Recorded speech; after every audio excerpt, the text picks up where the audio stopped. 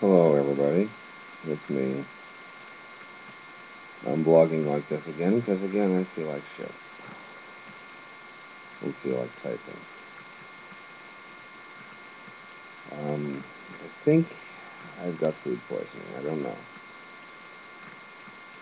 Um, all I know is that I got to work this morning and almost immediately started vomiting.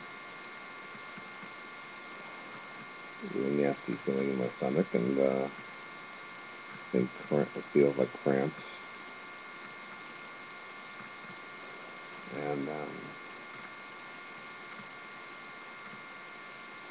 with my luck, I've just lost my job because of it. Because I already missed 2 days in the last 2 weeks each.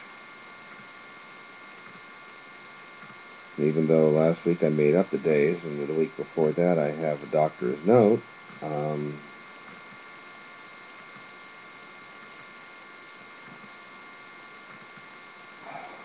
this is not a good economy to be getting sick.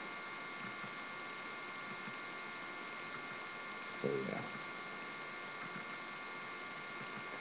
Anyway, how's everybody else?